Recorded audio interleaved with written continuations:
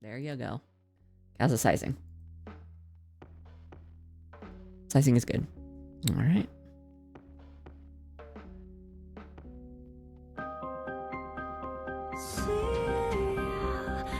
Hello, Raiders. Welcome, JasonCamps. Welcome, welcome. Shabby Raid. Hello. Welcome on in.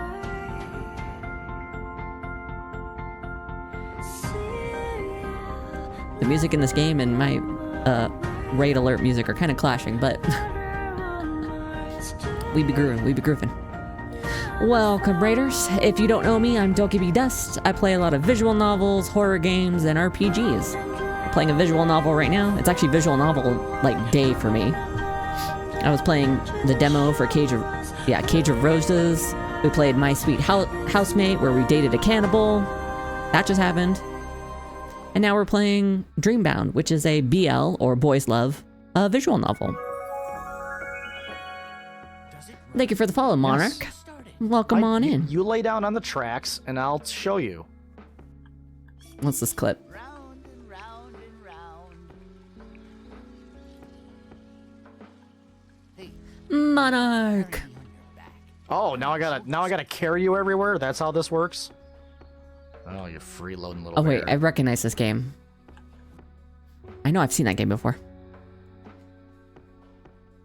Let me read your shout out from Frosty Tools. Let's see. The old ones are watching. JasonCamps, immortal of many talents, dabbles in the arcane arts of gaming and racing. The recent Shabby Ween festivals summon forth eldritch horrors and D&D adventures.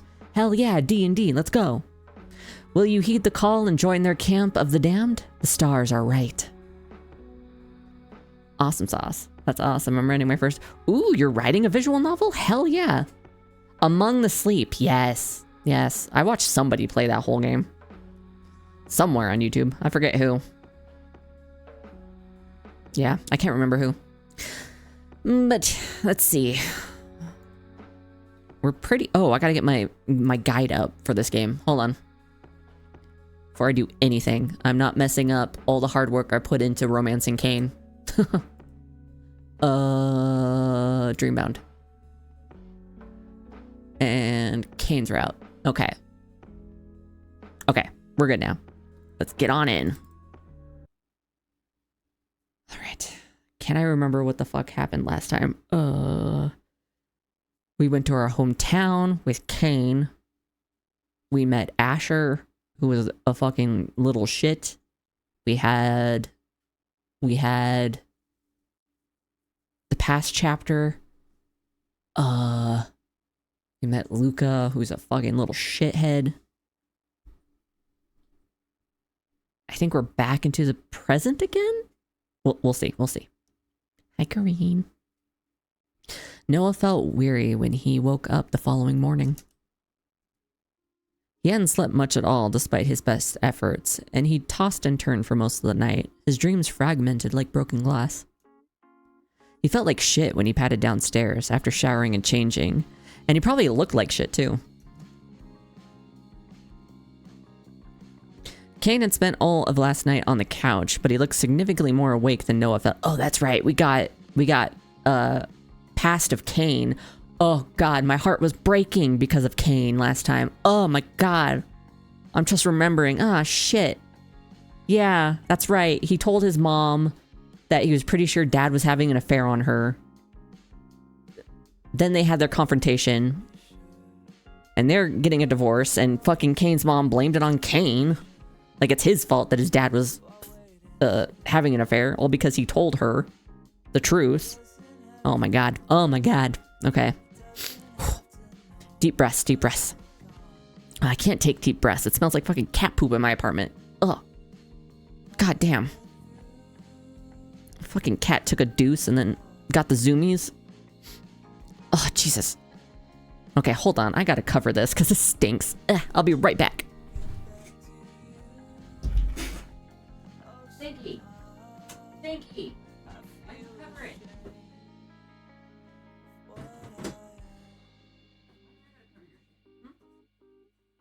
Why is this my job?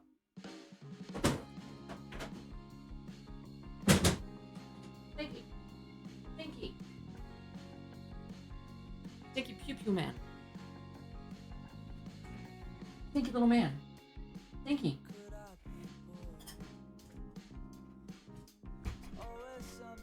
Oof. Okay, I'm gonna get situated again.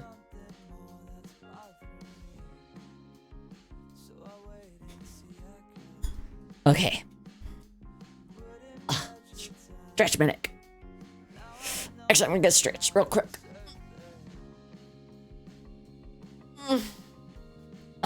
Okay. Get some water.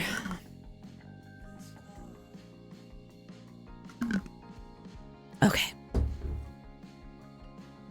Whew. And calibrate real quick.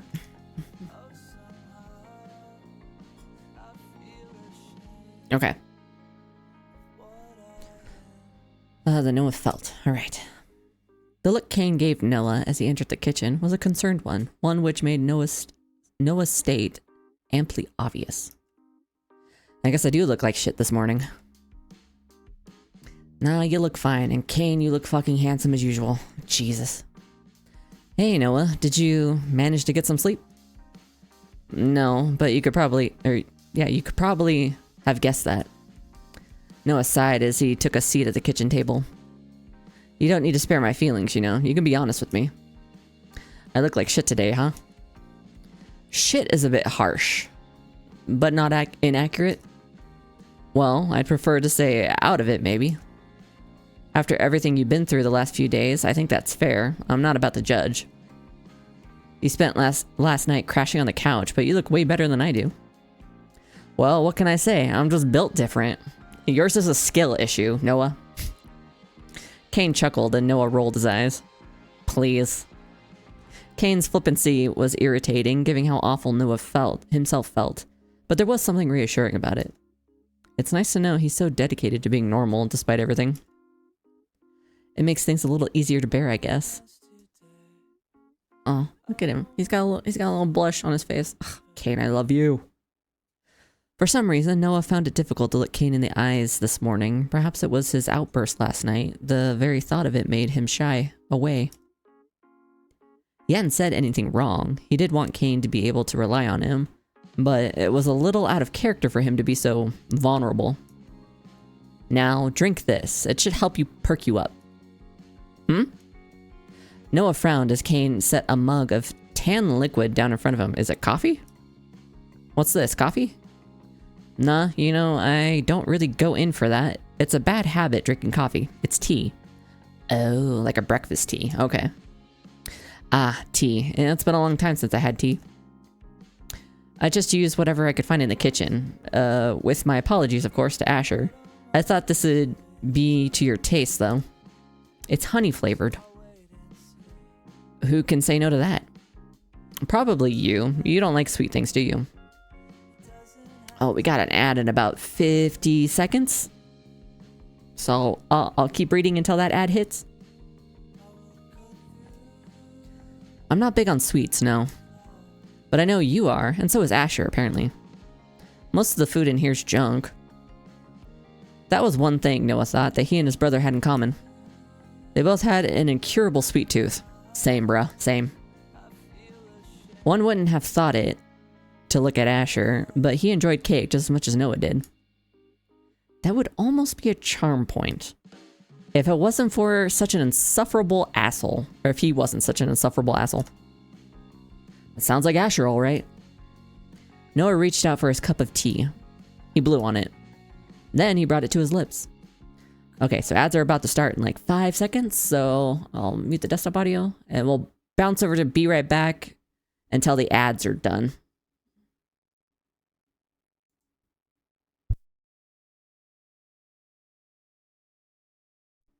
I always have a sweet tooth. Sweets are just nice. Wait, hold on. Fucking auto mod. Asshole is fine, auto mod. Get your shit together. I'm also an insufferable asshole. Same though, same. Okay, we're gonna chill here on Be Right Back until the ads are over. Put your ass away. Oh my god. That better be a loincloth.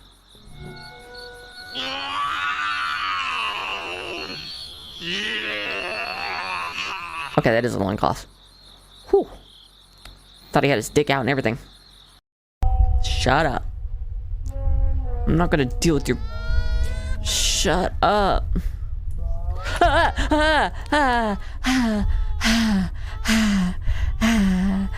Oh my god, that gave me goosebumps everywhere in my fucking body.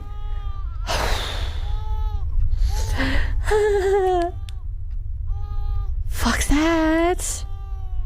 Fuck that. Shut up, baby. We stop slam.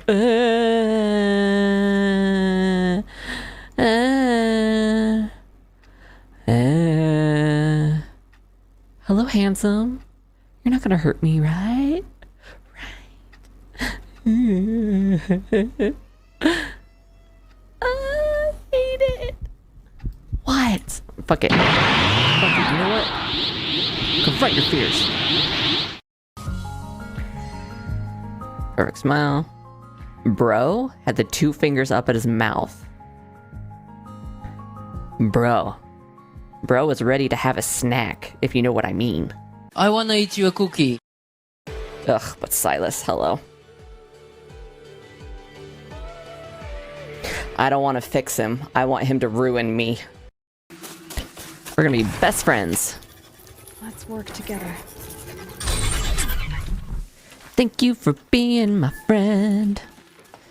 Even if it wasn't by choice. Not great. What is this? I think I see something stuck inside the hole. Stick your dick in it. Okay, I guess I gotta find something. Yeah? Where the fucking where is it? Where the is it? I swear to God. Something I can stick in the hole. You laughing, girl?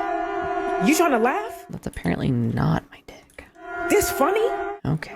Let me show you some fucking. You can't even get like 2 fingers in there?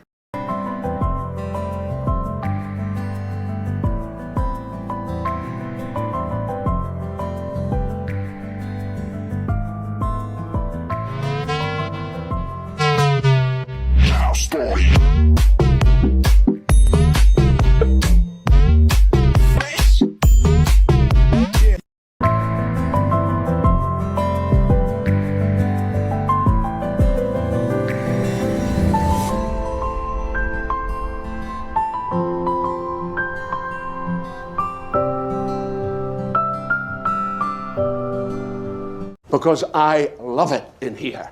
I fucking love it! What the hell did I do? Okay, and we're back. Let me put the desktop audio back on. Alrighty. Then he brought it to his lips. Click back in the game. There we go. He took a sip. Kaine was right. It was very sweet, and let it sit against his tongue. The tea helped wake him up, if nothing else. It was rather pleasant, and it was made all the more so by the knowledge Kaine had been the one to brew it for him.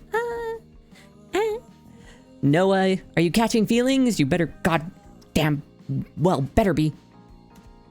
So, Kaine observed Noah with a small smile as he set the cup down. Is it good?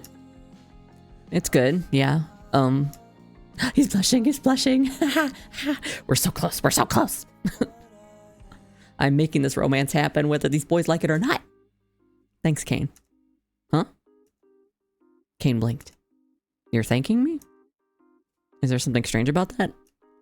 Oh, no. I'm happy about it, of course, but you're not usually this sentimental, especially not over a cup of tea. You were like this last night, too. Are you alright? He just came out and said it. Bro said the silent part out loud. Well, no, I'm not really alright, but you've done a lot for me over the years, more than brewing a single cup of tea, I mean. I guess that's what I'm really thanking you for. Oh? A smile captured the corner of Kaine's lips, one which made Noah think of how Kaine had been back in high school. It's nice for you to finally realize it. Is this a case of too little too late? For you? Never. Like I mentioned, I'd do this for you to feel indebted to me or for your thanks. I don't do this for you to feel indebted to me or for your thanks. Still, that doesn't mean I don't like it. It's not a big deal, really. I don't think you and I need words like thanks, to be honest. I'll always be here for you. Whether you want it or not. Are you sure? Noah looked at Kaine dubiously. I think trying to look after a grumpy, depressed asshole for years on end would be quite a big deal, actually. Well, you've not been the easiest of people to hang around with lately. I feel like you're understating things. But nobody's perfect, you know? People go through shit. Sometimes the shit they go through is so intense it makes them act in ways they wouldn't usually. A lot happened with your parents, with school, with August. I don't like to believe that the world can be out to get you, but that's sure how it seemed. I guess. Noah frowned. I wasn't just upset, though. For a while, I ignored you. I pushed you away. Oh, Kaine's face. My heart. My heart. You did, yeah. But I know you weren't singling me out or anything. You ignored everybody. I don't think you were in the mood to interact with the world in general. And you know what? I think that's fair. There's worse things you can do to a person than ignore them. I know that, but we are friends. You've always tried to be there for me, even when I'm at my lowest. Fretfully, Noah nibbled at the inside of his mouth. And like I said last night, I couldn't do the same for you. I mean, it's not like I'm the only person in the world who suffered. You went through some pretty rough times yourself back in school. Right, well, there's that, I guess. Kaine smiled abashedly while running a hand through his hair. You let me in on that night I turned up out of nowhere. That was plenty of support. It was the bare minimum. I got consumed by my own shit and I never even spared you a thought. I should have been there to help you or talk to you or at the very least, but I fuck things up. I fuck everything up. What do you even see in me anyway? Noah didn't vocalize these rebukes. He knew doing so would only make Kaine worry, but they weighed on him regardless. Well, Kaine spoke after a small pause, reclining in his chair with his arms crossed. I'm not going to sugarcoat it. Things were definitely hard when my parents were divorcing. But hey, let's look on the bright side here. It's not like either of them died. Even if my mother did act like she died on the inside. Kaine chuckled lowly, but it was without any kind of humor. Still, I got through it as best I could. And whether you think it was a big deal or not, you did let me in. You did let me talk. Most people would have told me to shove it, or at least knock at the front door like a normal person, but you didn't. You let me in, and you let me pour my heart out to you. I bet I got your sheets all wet. Kaine smiled ruefully. For context for anybody who didn't see the last one, he had come in from the rain. He was literally like soaking wet because he was standing out in the rain for so long. It's not the other kind of wet, as much as I wish it was. Kaine smiled ruefully. But you didn't get on my case about it. You were really good to me. Well, the memory of this night, of Kaine's cheeks, which were so wet with rainwater it was impossible to tell whether he had been crying, returned to him in a rush. Kaine had been in a bad state then. Noah had never seen him look so helpless. He had been afraid, in all honesty, when Kaine had shown up at his house like that, but you are my best friend. Sending you away was never really an option, and I would have asked you to try the front door. Or I wouldn't have asked you to try the front door. As if I could have let my mother see you like that. It was still thoughtful of you. You didn't have to be good to me. No, I did have to. You've always been great to me, after all. It's just a pity I couldn't keep that up, I guess. I don't remember the whole thing, but I'm pretty sure I told you I'd be there for you that night. And look how that ended up. Lots of people's parents get divorced. It's pretty common. The rates are going through the roof lately. I guess because the world's full of unhappy, unfulfilled people? I don't know. Kaine shrugged. In any case, my parents' relationship had been pretty rocky for a while. The writing was already on the wall. I knew it was coming, and I was basically an adult when it happened. It's not like I needed you to hold my hand through it. I wasn't planning on holding your hand, but giving you a shoulder to lean on. Wasn't I a pretty shitty friend? Well, maybe. Kaine smiled vaguely, then gave Noah's ankle a nudge beneath the table. But it's alright, I still like you, even if you have been a bit of a shitty friend. Your mood swings aren't enough to turn me against you, so don't worry. This man is fucking the husband material. What the fuck, Noah? I've still got your back. Noah fell silent for a few moments. Feeling bashful, he looked down at the tabletop, at his reflection in the cup of tea which Kaine had prepared for him. His reflection rippled in the tea's surface, mutable and mysterious. Why do I feel so awkward? Because you're catching feelings, because you're catching feelings. Ah ha ha ha ha. Kaine's always looked out for me like this. He's not acting any differently than from usual. So why do I feel so weird about it? It must have been Asher. He said so many shitty things about Kaine. Untrue things. They've been messing with my head. There's no way there's even a shred of truth to what he said, but... Bro. Asher, who's Noah's brother, the dark-haired guy, his older brother, was saying some shitty shit about Kaine. Basically kind of like outing the fact that he had feelings for him, but in that way where it's like, it could be taken as not seriously and he's just being a dick about it. But yeah, I mean, it was definitely all true. There's no way there's even a shred of truth to what he said, but hey, Kaine, I was just wondering, about the stuff Asher said last night. Oh, that. Kaine interjected before Noah could complete the question. His brow furrowed. For a few moments, his expression was one of displeasure, like a small child biting into a broccoli floret. Before, a few moments later, it relaxed. You haven't been thinking about that, have you, Noah? A little, maybe. It's hard to not keep replaying the whole stupid encounter in my head. Well, you know what Asher's like. He was just saying shit to try and get a rise out of you. It's best not to take it too seriously. I mean, what would he even know about my feelings? I barely know the guy. So he doesn't have a thing for me? Bro. We have gone through like, what, 7, 8 episodes? He does. I guarantee it. Well, I should have figured as much. Kaine's always been nice to me, and maybe he is a bit overprotective, but that's just the way he is with everybody. Press X to doubt. August called him the mom friend for a reason. I must be reading into it too much. Right. You're right. I'm sorry for asking.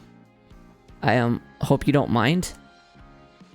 What, that you were wondering whether I have a secret thing for you? Kaine chuckled. Please, Noah. We've known one another since we were little kids. I remember when we used to make mud pies together by the river. Do you think I'd want to hook up with a guy who used to eat dirt? Yes. Also, hold on a second. My cat is being a little douchebag. Stop it. Stop it. Swear to God, this cat. Yes, I know. You're being a shit. God only knows where your mouth's been. Hey, that only happened once, and that's only because you dared me. It's not like I went around eating dirt indiscriminately. Once is bad enough. You'll forever be known as the dirt muncher. I was 4 years old.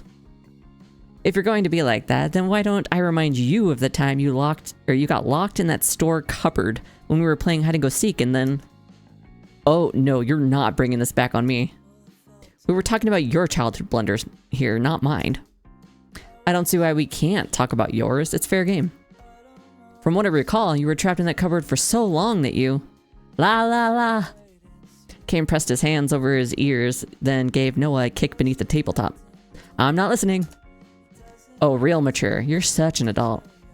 I guess I should have expected much. Or I shouldn't have expected much else from the guy who cried when I splashed him at the pool, though. That was years ago. So was the dirt thing, and I only did that to appease you.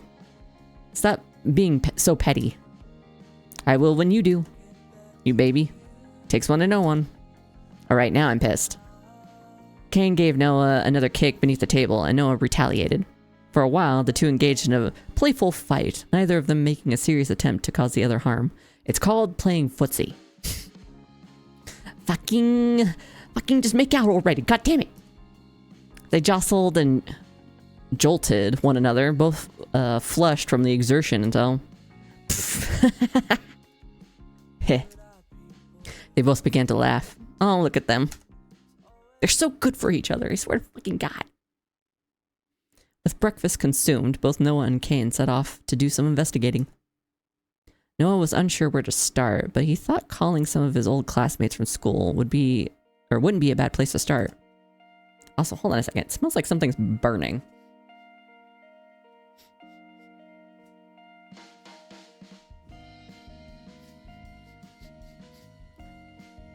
Where's that coming from? It's like burning rubber. Ugh. Well, my apartment's small. I can pretty much see it. The moment I turn around, I don't see anything on fire, so I think I'm good. Yeah, it smells like rubber. I still have my AC in my window. It's probably a smell coming from outside. Someone doing donuts in the parking lot I live next to. Noah hadn't possessed a wide circle of friends back at school beyond Kaine and August, and in general wasn't very popular. But there had been a few classmates he'd been on good terms with, and the people in the art club. Not that he'd had much of an opportunity to attend the art club before August. Still, there were plenty of people he could talk to. People who, like him, would have been shaken by the deaths of Sebastian and Luca. Perhaps they would know something. It seemed like a long shot, but his ex-classmates were the best leads Noah had. Noah called up a few of his old acquaintances, using numbers that Kaine had managed to dig up. Noah never bothered to keep people's numbers, minus Kaine's and August's. It feels strange to just call up people who have forgotten I even exist. Even if I tell them who's calling, will they remember me? I haven't talked to any of them since, well, I barely talked to them in school either. Just talk to them normally. Even if they don't remember you, you can reintroduce yourself. Yeah, well, here we go, I guess. Let's hope they answer. The ringtone of the call felt longer than any one ringtone could possibly be. No one picked up. What a great start. Some of these numbers are years old. I think we should expect a few of them to have changed. And, well, you did just drop off the face of the earth. I'm sure there'll be a few people who don't care about talking to you. But, who cares about people who never cared about you in the first place? Back when he ran away, a few people from his class has tried? I think that should be have tried messaging him, but no one ever responded. It had seemed like too much effort. These people were meaningless to him. He saw no point in trying to live when he felt so dead inside. Calling people still seemed like too much effort, but Noah told himself it was for the greater good. He had come all the way back to his hometown to catch a killer. Ranking a few old acquaintances was only the beginning. I still know a few people around town. Why don't I do a few house calls while you focus on the list? He tapped the list sitting on the table in front of him, which contained a dozen or so numbers. Works for me. I don't think I'm that suited for knocking on people's doors anyway. That's what you got me for. I'll be back hopefully in the afternoon. Good luck. Gritting his teeth, Noah dialed the next number on the list, a classmate from his first year in high school. His name escaped Noah's memory, but he knew he was an upstanding student. Hello? This is Noah. We went to school together? Hello? Noah. Sorry, I don't remember any Noah. Were we in the same class? Yeah, in our first year? Noah. With the black hair? Noah perked up a little. He really didn't expect to be remembered. Yeah, that's me. Sorry, I know I'm calling out of nowhere. It's great to hear from you, man. You totally disappeared back then, didn't you? Everyone thought you killed yourself and your family was covering it up after... Sorry, I probably shouldn't have said that. It's fine. I can see why you think that. Anyway. The reason I'm calling is I wanted to ask if you'd heard about the deaths. Ah. Luca, Sebastian, a few others.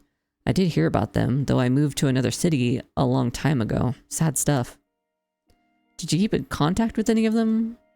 I knew Luca a little, but I had the feeling that no one was good enough for him. He lives in a He lives? He lives in a big city apartment these days. He's dead though, isn't he? So he lived. It should now be in a big city apartment these days, working full-time as an artist. That asshole. He got where he is stealing from people like me. He was probably scamming and manipulating people until the end. I see. I never thought people in a quiet little town like that would get murdered, you know? I mean, not to say it's definitely murder, but it's a little strange, right? Didn't your parents also? Yeah, they died a little while ago. Right. I'm sorry for your loss, man. Anyway, sorry I couldn't be of more help. Living so far away now, I'm a little removed from the town gossip. Thanks anyway, I appreciate it. No problem. Hang on. I did hear that Luca had a big art showing at some fancy gallery before he died. I wonder if you'd find anything there? Anyway, I gotta run. See you, Noah. The call ended. A gallery showing, huh?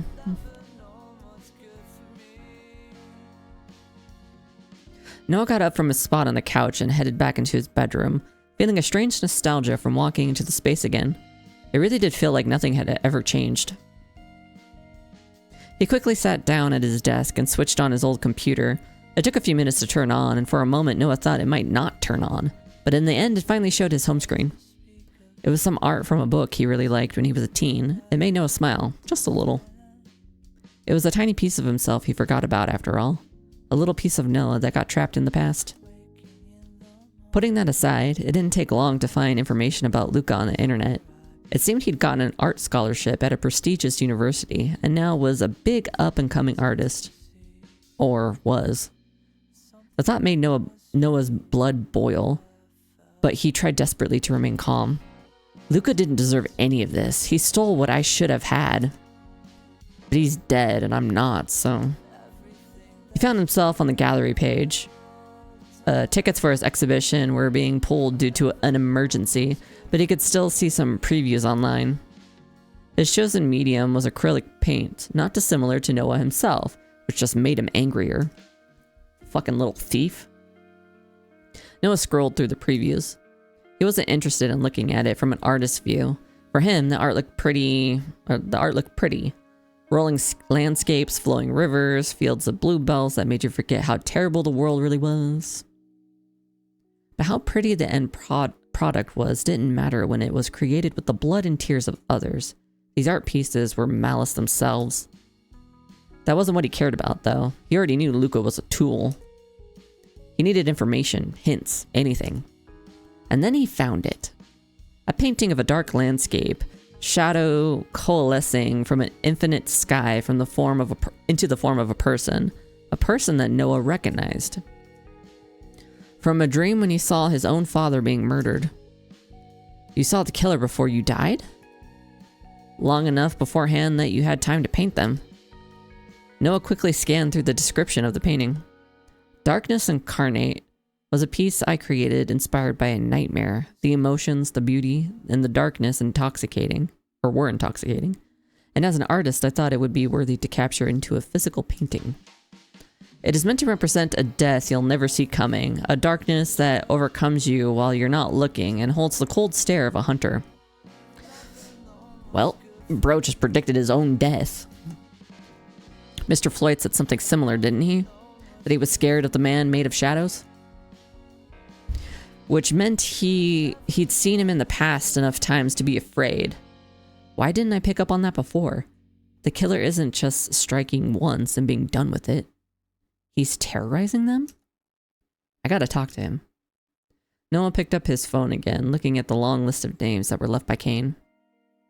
He had a lead, but it still felt a waste to discard Kaine's effort. And so he first tried calling the rest of the numbers left to him. Some numbers went straight to voicemail, others were disconnected permanently.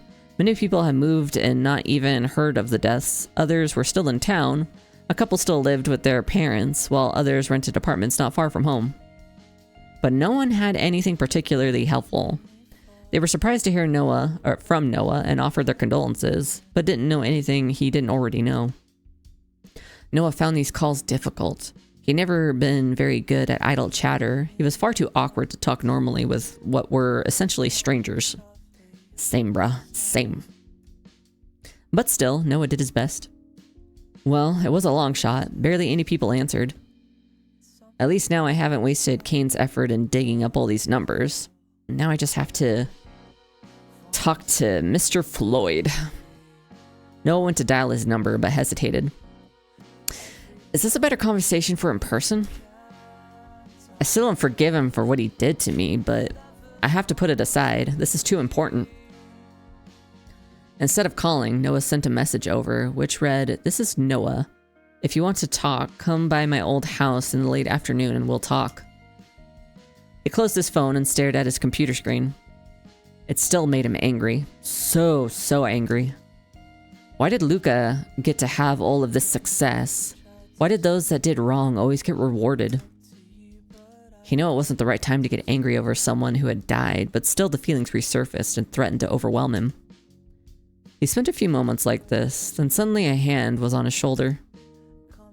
Looks like someone's busy. Oh, Kaine, I didn't hear you come in.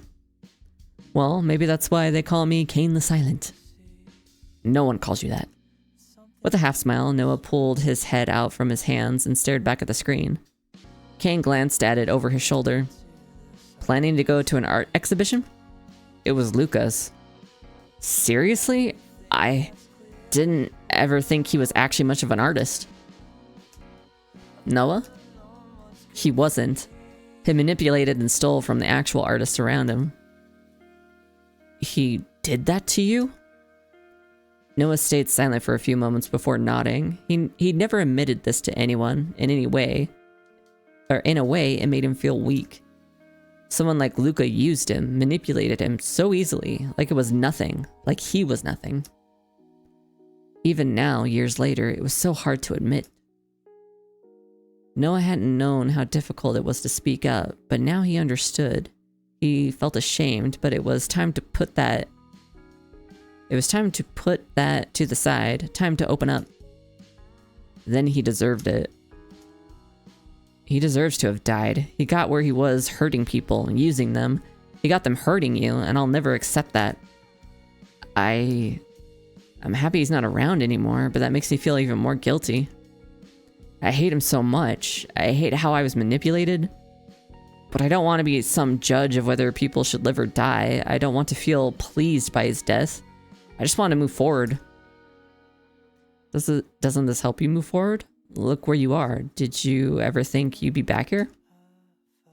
Noah looked around his room, from his bed to his desk to his closet.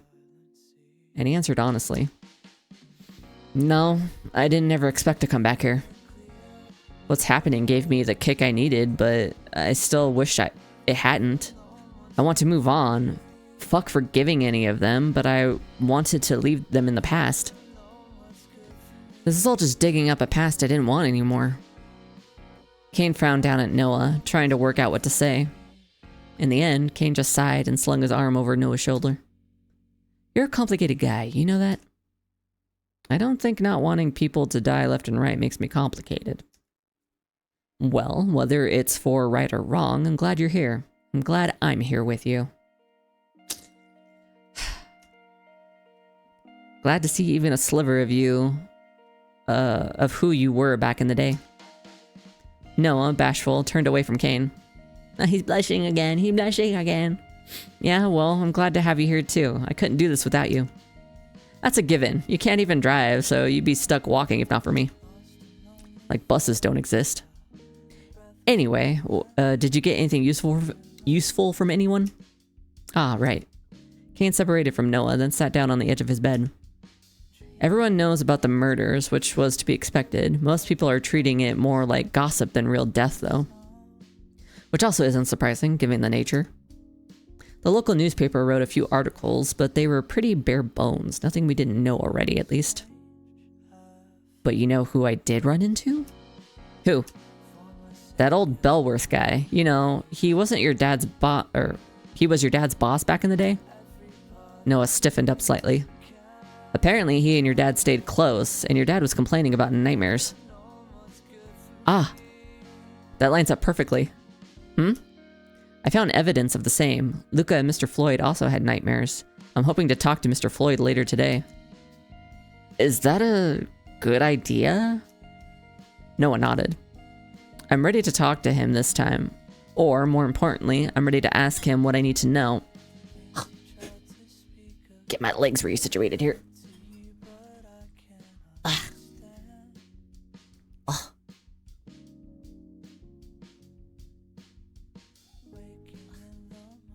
My neck. I need a chiropractor. Last time I went to a chiropractor, they fucking cracked the shit out of my neck. Oh my god. I want that again. I was sore the next day, but it felt so good.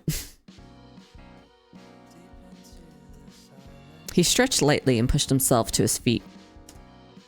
Hopefully he turns up. Kaine nodded, though Noah didn't miss the concerned look he threw over towards him. Until then, why don't we grab a bite to eat? You haven't really eaten since breakfast, have you? True, I haven't. Thanks, Kaine. You're looking after me again, Mr. Mom Friend. Always will. As your husband, when you eventually realize your feelings for me and marry me. Ugh, I need it to happen, please. Kaine winked towards Noah, and Noah found himself smiling in response. Over the last few days, he'd felt things he hadn't felt in a long time. Happiness, warmth. The nostalgia was bittersweet, but the warmth was welcome, even if he wasn't ready to admit that out loud. He liked feeling like a person, feeling someone cared about him, felt worried about him. He wouldn't let it fade away so easily this time. Hell yeah. That was a huge step forward for you, Noah. Oh man, I'm so proud. I'm so proud of my baby boys. Ugh. Things fell into a comfortable silence as the pair traversed the mountainside and headed towards an old cafe they used to stop by after school. Fortunately, it was still in business, and they quickly selected their regular chairs, a nice spot right by the window so they could enjoy the view. They finished eating quickly and left soon enough, standing out under the endlessly blue sky. Blue sky. They left Twitter and they finally got to a different platform. Blue sky. This place hasn't changed at all, huh? Kaine chuckled. 6 years later, and the same old cafe serves the same old hamburgers, and the sky was still blue. Noah looked up towards the clouds high above them, white cotton fluff moving ever so slowly. Fleeting. Noah felt a slight breeze, and he closed his eyes. It was only a few years ago that Noah, Kaine, and August had made this same walk, scaling the mountains after school to return home each day. That was one thing that had changed. This town felt a little less brighter than it did before. Noah opened his eyes again as Kaine was looking down at his phone. There's a library around here, actually. You know, the one we went to sometimes in the summer holidays. There never was anything to do here. We could stop by, see if we can find anything. Noah nodded in agreement. It was a short walk to the library, and a pleasant one. The afternoon sun was warm and soothing on his skin, and the light breeze kept it from being too hot. All was calm and quiet. The pair walked past a few people on the way there, kids on their way home, teenagers walking their dogs. So much normalcy that it was overwhelming. By the time they arrived, Noah was thinking, somewhere in that sea of normality could be the killer, and this crowd of people, so ignorant of their current situation, could walk a person covered in the blood of others. Noah gulped down that thought and entered the library. The library, the only one in town, wasn't huge by any standards, but it had a decent selection. This is a fucking bomb-ass library, are you kidding me? What the hell? The library in where I currently live, where I used to work as a security guard at, doesn't look like this. As always, the library was quiet, but people were around. In some strange way, even through all the tragedy, people just kept carrying on. Carry on my wayward son. I suppose. The hell? I suppose. That's the only thing that they can do. The world goes on, whether people are being mysteriously killed or not. Ah, I love the smell of books. Oh my god, Kaine, you just keep giving me reasons to love you. Me too. That's why I have 4 bookcases full of books. How about I hit the people and you hit the books? Oh. I took that way too literally for a second. I'm like, why are we hitting people? I don't know if they'll appreciate you hitting people in the library. Okay, Noah, we're on the same page. Haha, very funny. Hey, if art doesn't work out, there's always comedy. I'll keep that in mind.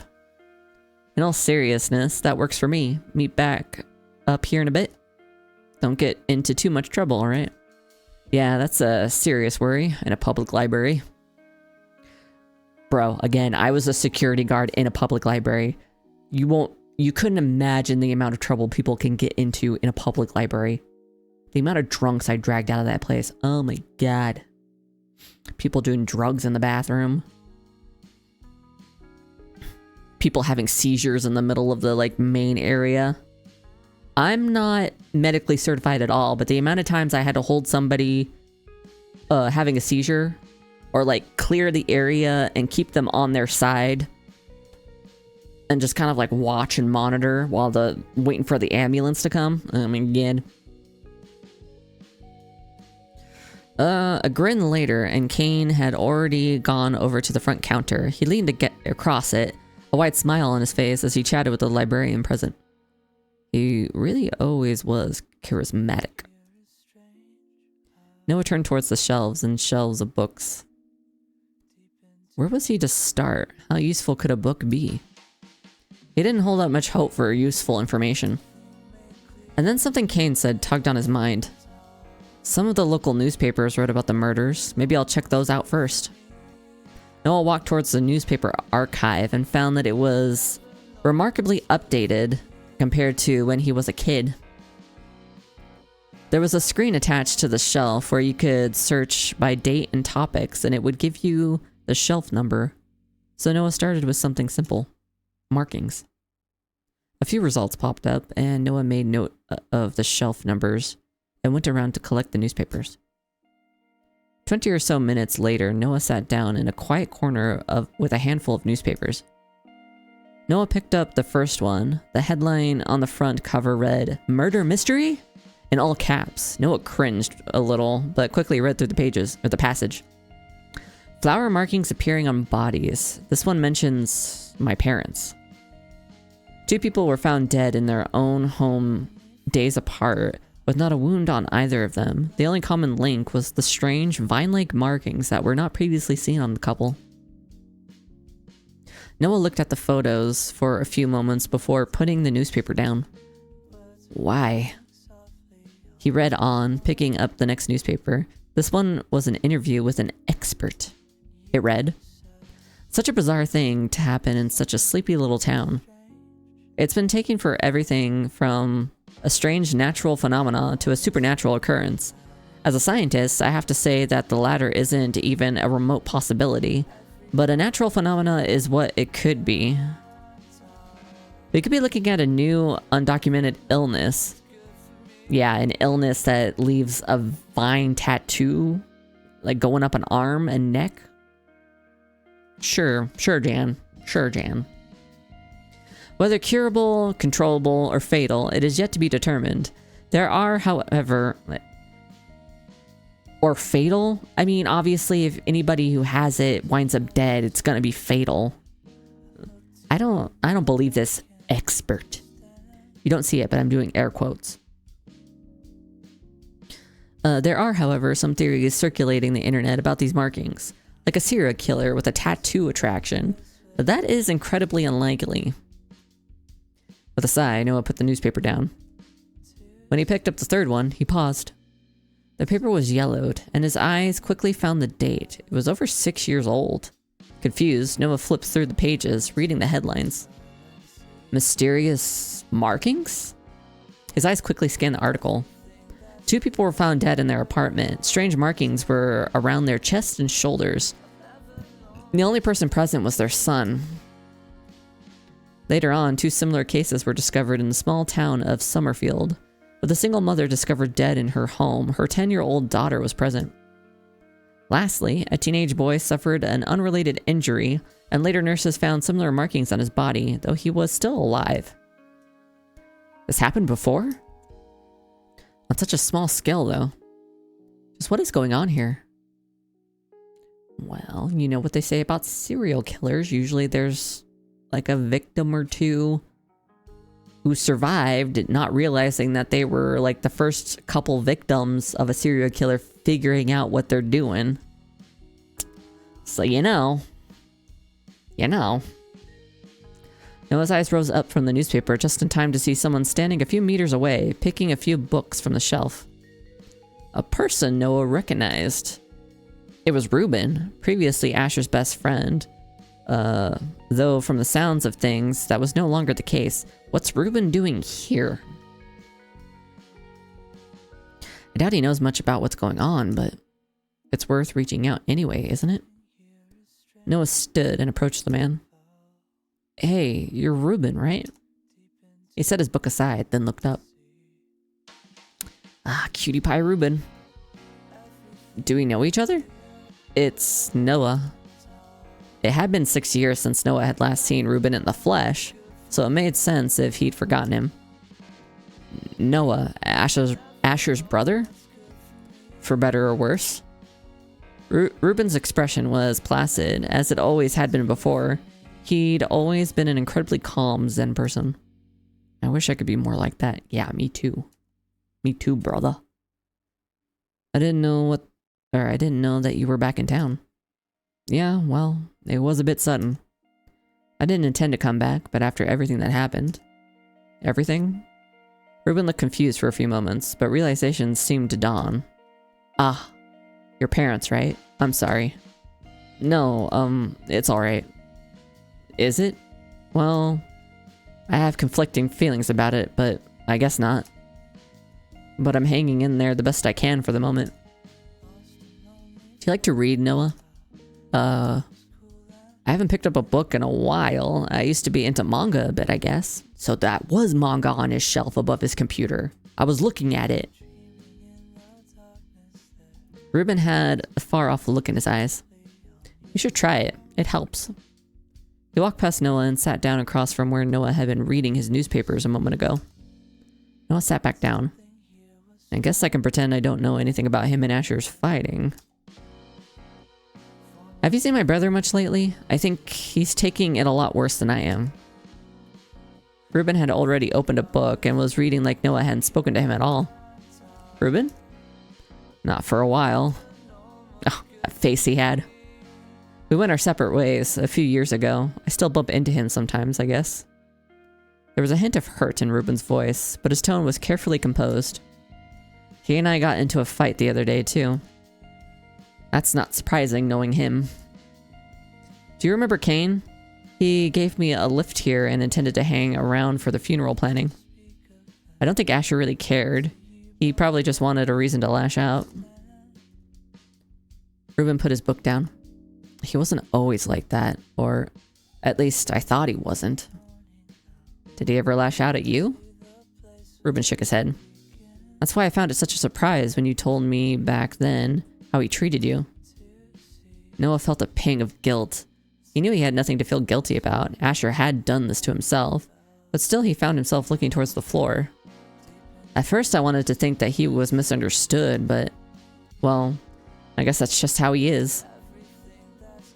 When you next see him, tell him I'm sorry about your parents, would you? Of course. Noah frowned. There was something faintly tragic about it when he considered how close Ruben and Asher had been. Ruben had been Asher's best and perhaps only friend. It was unfortunate the relationship had fallen apart so spectacularly. To such an extent, Ruben would not even call Asher when his parents had died. What in the world happened between them anyway? I know they fought after I told Ruben how Asher treated me, but why did Ruben take it so personally? But I guess asking would be rude. I don't know Ruben well enough for that. There is something I've been meaning to ask him though. I'm actually in town for a couple of reasons. Would it be okay if I asked you something? Ruben had already gone back to his book, but he set it down again without even a sigh. He nodded. How can I word this where I don't sound insane? I've been paying attention to the news since my parents, passed away. Because it was so unusual. Do you mean those marks on their bodies? I read a few books like that once. About calling cards left by killers. Or is that what you think they are? Maybe. So, you know that more people have shown up since then, I'm guessing? A lot of people are talking about them, so I can't help but hear about it. They all have those same markings across their bodies. Other than that, the bodies were more or less undisturbed. And no murder weapons. It's definitely a mystery. Kaine and I were hoping to learn more about it while we're here. You're looking for the killer? Is that a good idea? Well, like you said, the first two victims were my parents. Of course, I want to know who killed them. And more than that, I need to see this through. I need to put this behind me. Right. Sorry, that makes sense. It's alright. I know that looking into these deaths isn't going to bring them back. But I can't stand the uncertainty, you know, of not knowing who did it. I don't want more people to be hurt if there's something I can do about it. The police have been drawing a blank. They don't seem to have any clues, or if they do, they've not published them. Noah jumped as he felt a hand on his shoulder and whipped around to see Kaine's grinning face. God, Kaine, are you trying to give me a heart attack? Hey, I just wanted to join in on the catch-up session. Hey, Ruben, you might not remember me, but... Kaine, right? I remember you. You were often over at Asher's place when I was. Kaine took a seat next to Noah and brushed his hair back. Is he doing alright, you think? Not really. I don't think he's coping all that well with 2 funerals all on his own. I mean, I'm here to help, but he's never wanted much to do with me. I understand feeling a little bad for him, but he's dug his own hole. He's capable of climbing out if he wants to. Is he? Noah, he pushed everyone who cares about him away. You can't feel guilty about that. Anyway, I didn't mean to interrupt the conversation. We were just saying that the police have been totally drawing a blank on everything that's going on. They must be seriously incompetent. It's ridiculous, really, that he hasn't been caught yet after taking so many lives. He? Ruben looked at Kaine sharply. Did they announce that or something? Ah, no, that was just a force of habit, I guess. Anyone's capable of committing crimes, of course. Statistically speaking, no. A lot of men are the serial killers, just saying. Sorry, my bad. Ruben just shrugged. No need to apologize. I'm not offended on behalf of all female serial killers out there or anything. Well, in any case, I imagine you must be plenty worried about all of this. Worried? Not really. It's sad, but I don't really feel like I have anything to be worried about. I just thought it might be worrying, that's all, when so many people from this town have died. If I still lived here, I might be panicking, especially when it seems like there's a killer in your midst. You think the killer lives in this town? Doesn't that make the most sense? The 4 victims did live here. I guess, at a time. 3 of the victims were living in this town when their bodies were uncovered, but Luca lived in a city 3 hours away. Huh. Kaine's brow furrowed. That's a good point. I guess I didn't consider that. Noah, intrigued by Ruben's insights, posed a question to him.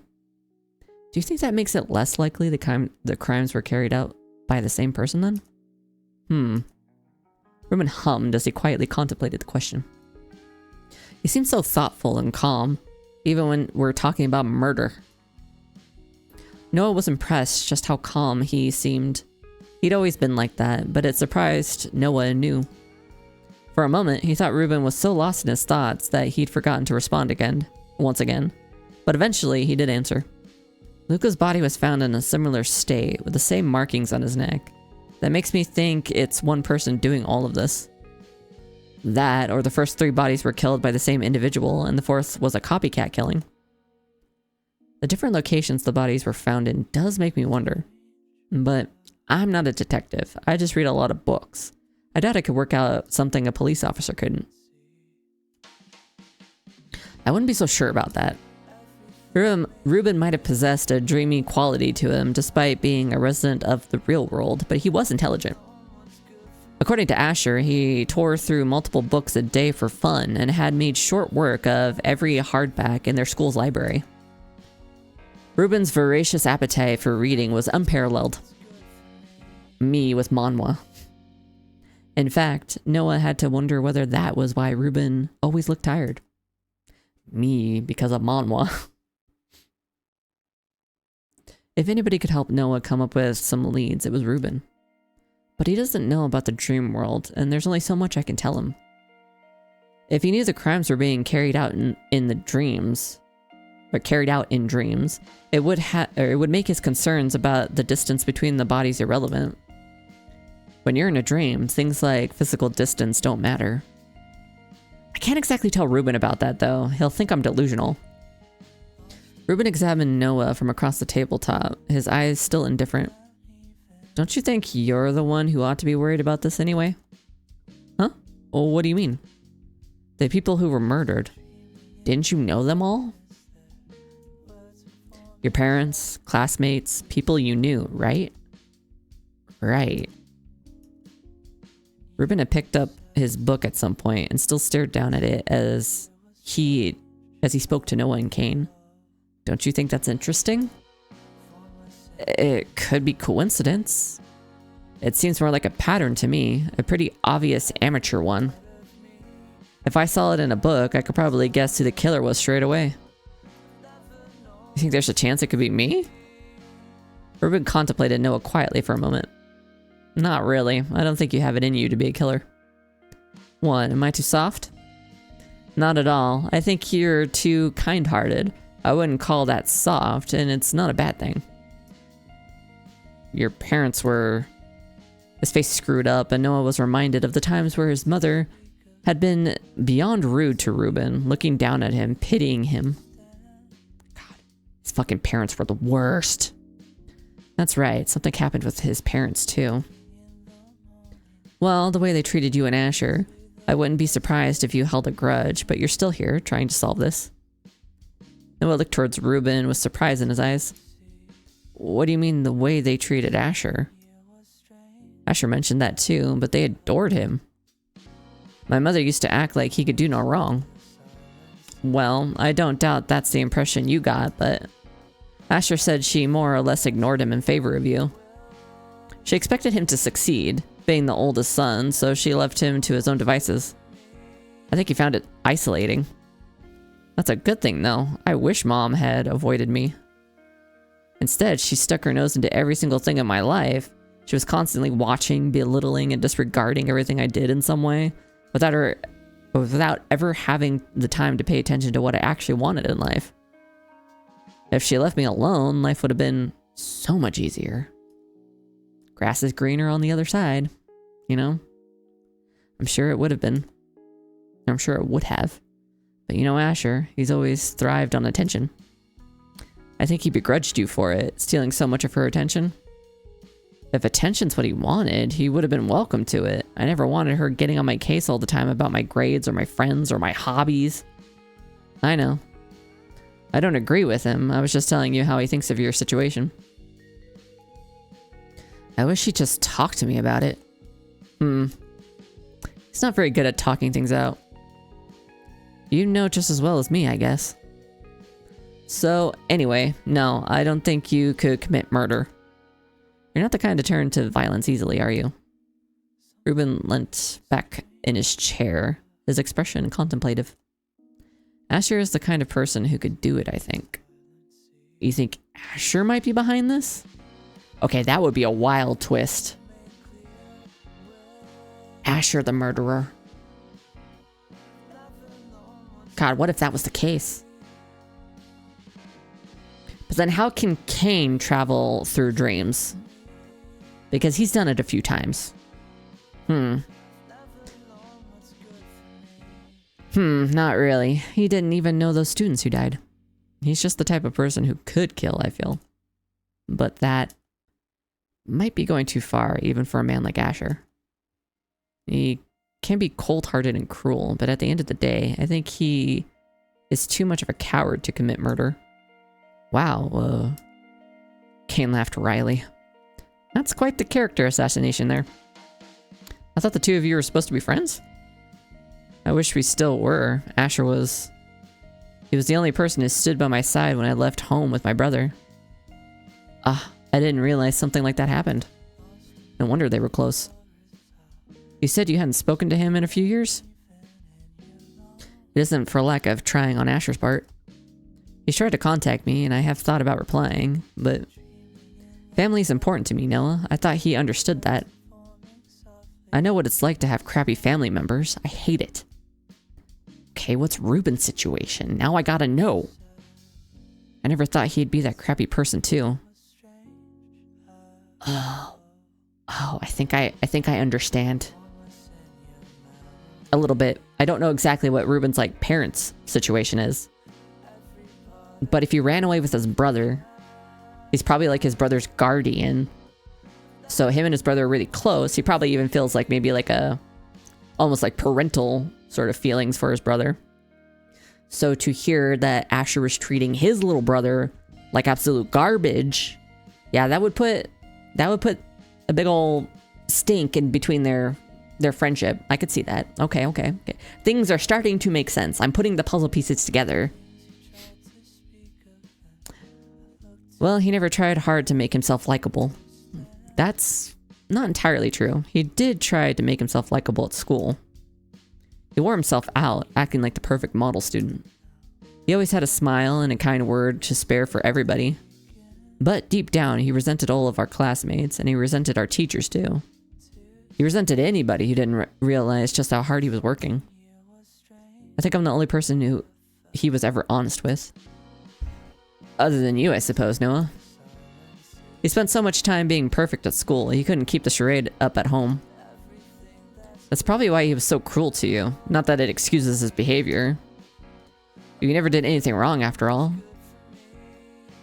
So you don't really hate him, huh? I wish I could. Anyway, Ruben looked back to his mountainous pile of books, opening the one on the very top. Sorry I couldn't be more help. I hope you can find some closure. I hope you can too. Noah stood and picked up his newspapers from the tabletop. It was good seeing you. Ruben didn't respond after that. He was too engrossed in his reading. Noah quickly returned the newspapers back to their correct places, then faced Kaine. How did it go? Nothing really juicy. There's a lot of gossip, but it's just that, gossip. I guess you flirted with that 60-year-old librarian for nothing. Kaine laughed. Maybe not for nothing. She was quite the firecracker for an old lady. I love him so much. Oh my god. I'm kidding. I'm sure she's wonderful, but I'm not really into older women. Not that much older, at least. Putting aside talk of MILFs. MILFs. And all that, how about we head out? As much as I like librarians, it's getting late and I'm starving. Yeah, I could use some fresh air.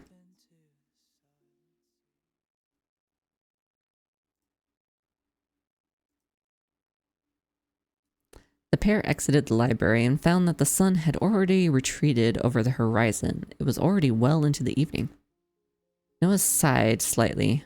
Time flew by and there was so much he needed to do, yet he seemed to just be going in circles. While you were chatting up older women, I was reading a few newspapers. Oh yeah? Anything interesting? Well, there was a lot of the same gossip and speculation, but I did find something interesting. Hello?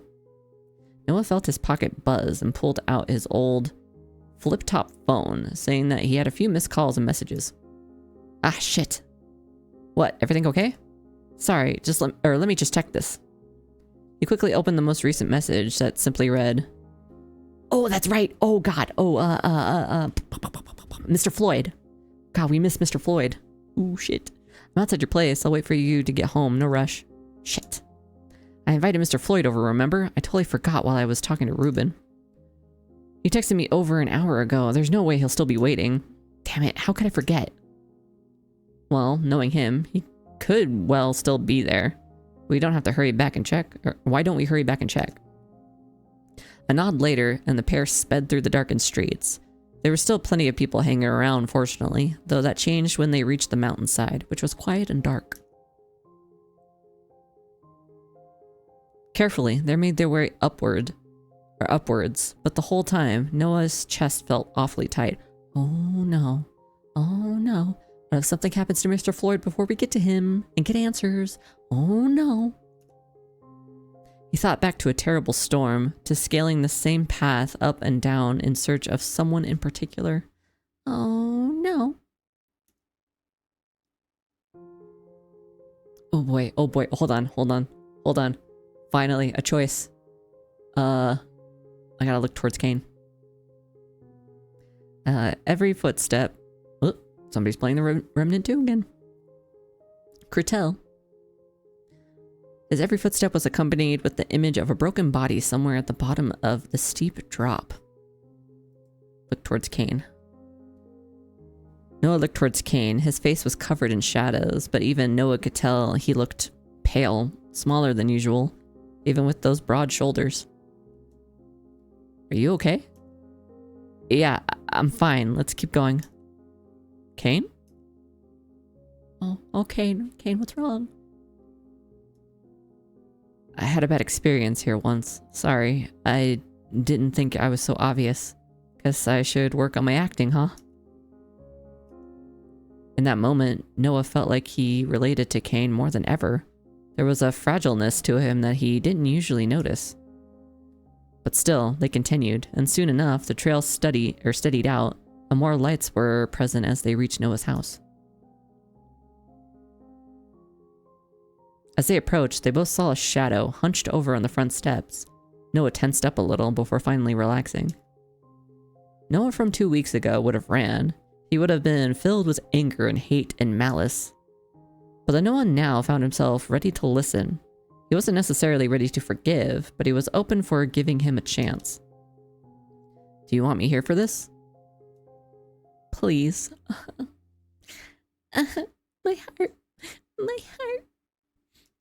Kaine nodded, but stayed quiet as Noah approached him. Okay, at least we get to talk to Mr. Floyd. I was worried something was going to happen. Mr. Floyd? There he is. Noah? He lifted his head and stared up at Noah. I thought you were playing a joke on me. Yeah, well, I wasn't. I figured you'd never want to see me again. You figured right, but I guess I'm feeling a little more brave about confronting problems nowadays. So I decided to come face to face with my past and the people who I hated.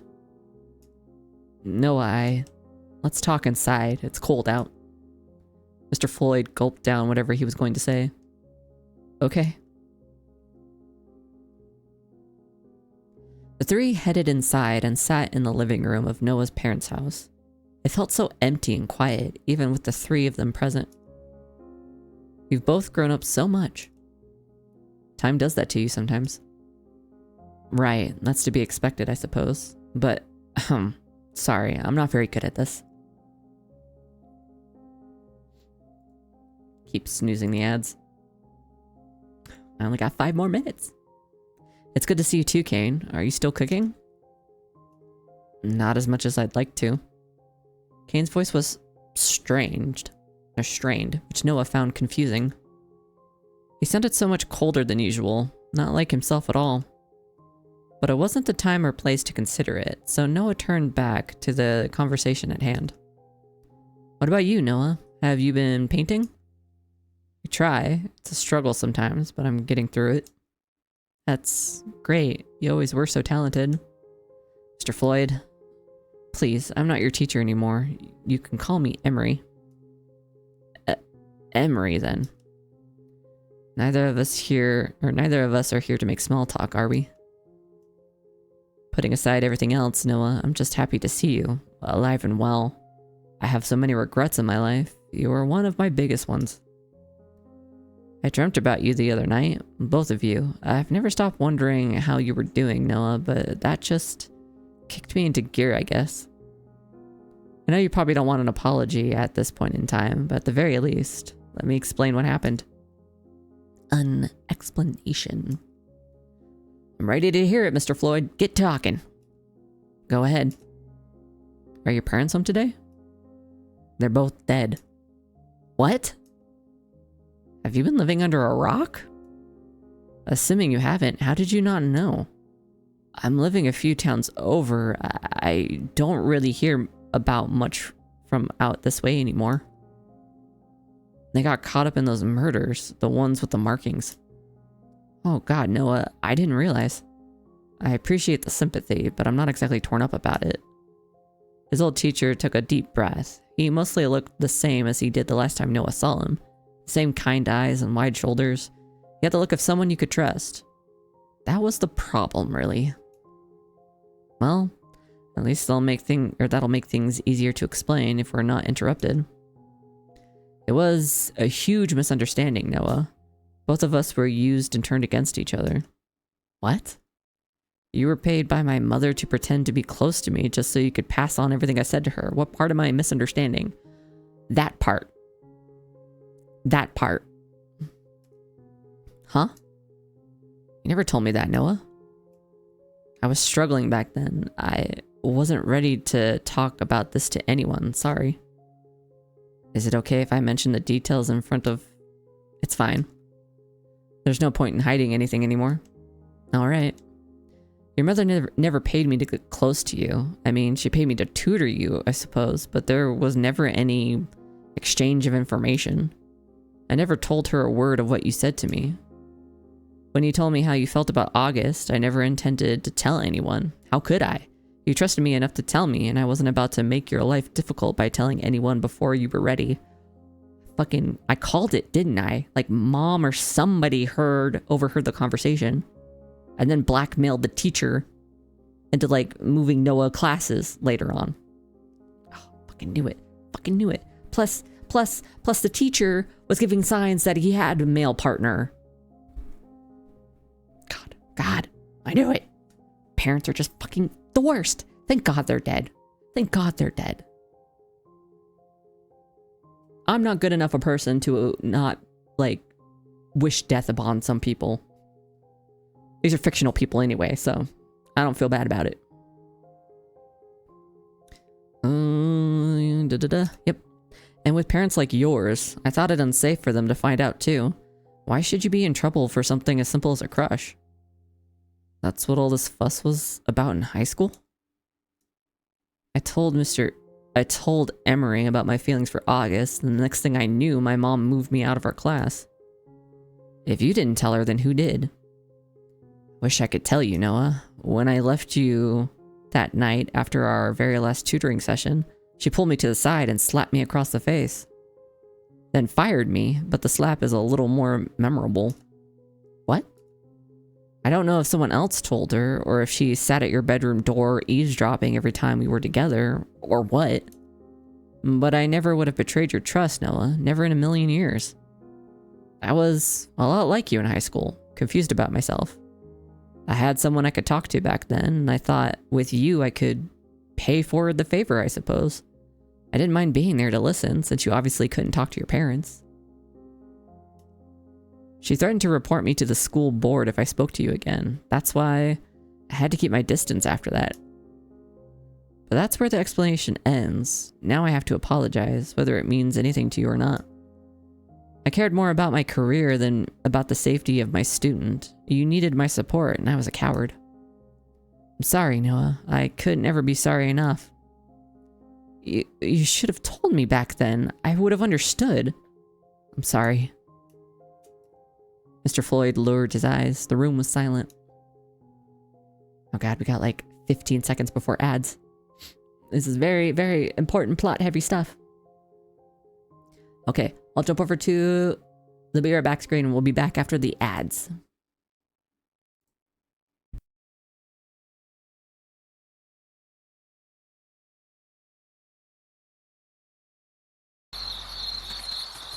Put your ass away. Oh my god. That better be a loincloth.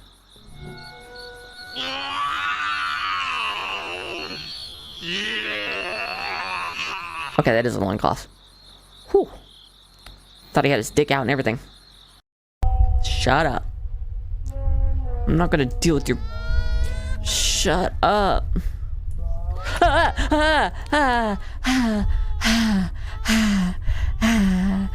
Oh my god, that gave me goosebumps everywhere in my fucking body.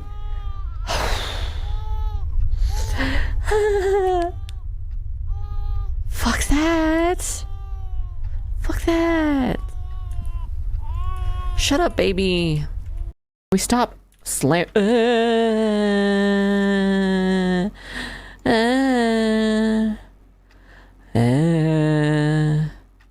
Hello, handsome. You're not gonna hurt me, right? Right. I hate it. What? Fuck it. Fuck it. You know what? Confront your fears. Perfect smile. Bro had the 2 fingers up at his mouth. Bro was ready to have a snack, if you know what I mean. I wanna eat you a cookie. Ugh, but Silas, hello. I don't want to fix him. I want him to ruin me. We're gonna be best friends. Let's work together. Thank you for being my friend. Even if it wasn't by choice. Not great. What is this? I think I see something stuck inside the hole. Stick your dick in it. Okay, I guess I gotta find something. Yeah. Where the fucking word is it? Where the is it? I swear to God. Something I can stick in the hole. You laughing, girl? You trying to laugh? That's apparently not my dick. This funny? Okay. Let me show you some fucking. You can't even get like 2 fingers in there?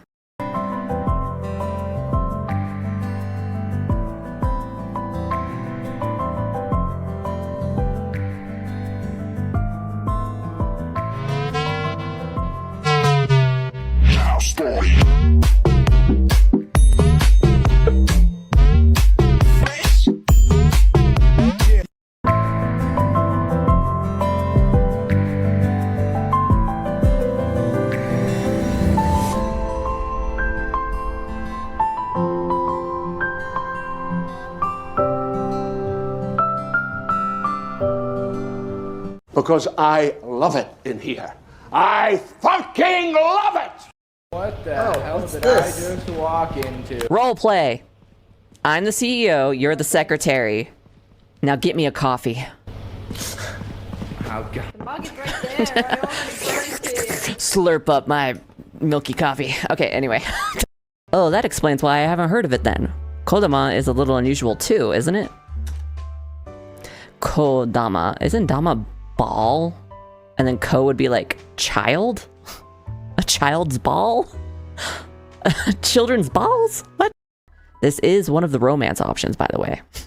So we get really old. I like them wrinkly. Nope, that's a foot. And we're back. Okay. Back into the drama. I always blamed you for so much of my life going wrong. I should probably turn the desktop audio back on. Who am I supposed to blame now? The question was for no one in particular. In fact, it was only a few moments later he realized that he'd spoken it aloud. Myself, I suppose. I left you alone with no one to support you. I wasn't strong enough. You can blame me all you want. I don't want to do that anymore. Thank you for telling me the truth. It changes a lot. No, thank you for listening to me. I was terrified coming here. I wasn't sure what I could say to you. How could I even look you in the eye? Mr. Floyd shrugged sadly. He looked like a broken man. The events of years ago still plagued him deeply. I'm sorry about August, Noah. It was a terrible thing that happened to him. Part of Noah still wanted to snap at him, to tell him not to talk about August, not to say he was dead. Admitting that was finally giving up. But Noah held it back. August was gone. There's no point in denying it any longer. At those words, however, Kaine suddenly stood up. I'll leave you two to it. Excuse me. Kaine? Sorry, Noah. He left the room, taking the staircase up to the second floor. Noah looked back towards his ex-teacher, putting Kaine out of his mind for a moment. Can I ask you some totally unrelated question?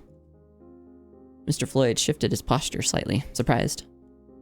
If there's anything I can help you with, you know I'm always happy to assist. Have you ever had any really terrible nightmares? Reoccurring ones, maybe? That's completely unrelated, wow. He almost laughed. I suppose this is important, huh? Noah nodded, but kept quiet as his teacher thought about it. Not long ago, actually, I kept having the same dream about a man made of shadows who would descend upon me as if judging me for my sins. He never said a word to me, but I could feel this overwhelming hate. I knew he wanted me dead more than anything. It felt so real, and it was happening for nights on end, and then it just stopped. That definitely confirms it then. Does it take a few visits to kill someone, or is there some reason he's forced to stop? Wait, it was definitely a guy? You know, now that you ask, I'm not so certain. That's what I thought for some reason, though. Can I ask why you ask? Is there something bothering you? Okay, this says I've been having nightmares. I've been having having some nightmares of my own, minus the sleeping part. Sorry to hear that, Noah. Life can be a bit like that, can't it? But you're still here. That's got to mean something. Noah's eyes traveled to the window, where the clouds had parted and stray moonlight trickled in. The night was cool and crisp. Yet Noah felt an innate warmth, too. Mr. Floyd's did. It's a bit of a drive back, so I should get going. Can we meet up again sometime? Mr. Floyd froze, as if that was the last thing he expected to hear from Noah. Then he smiled. Of course. I'm so glad this interaction happened. I'm so glad. I knew, like, Mr. Floyd had also gone through some shit. Like, being a coward and, like, backing off. Not the best move, but I understand it. He's only human.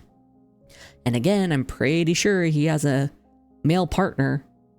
Not that we're, like, super going into it. Or at the very least, he had a male partner or something. So, like, if someone really got on his ass, it could have been a bad deal. But, you know, I'm just glad that they reconciled. That really needed to happen. I can't apologize once and expect it to make everything okay, can I? So whenever you want to meet again, let me know. Noah stood as well. Thanks for coming over on such short notice, Mr. Emery. I really do appreciate it. It was the least I could do, really. Could I ask you for something in return? What's that? Keep making art. Keep pursuing your passions. And most of all, take care of yourself. I guess I'll do my best. And that was that. Noah watched as Mr. Floyd left, closing the front door quietly behind himself. I'm still having thoughts that it could be Kaine. Still having thoughts about that. That Kaine could be the killer. And again, would still romance the shit out of him even if that were the case. But there are things, like even just that reaction just now, where he got up and left.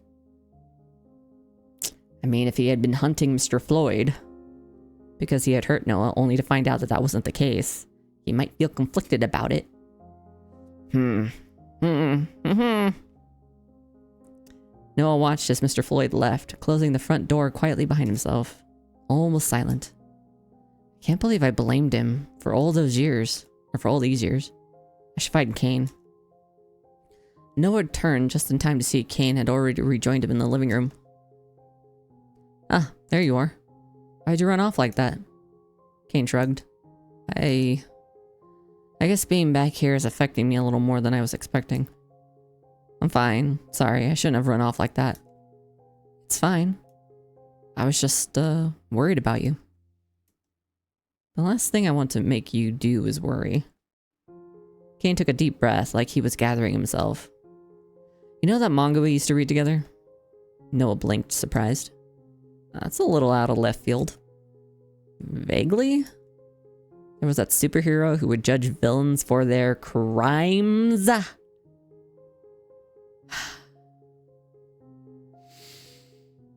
Is Kaine the killer?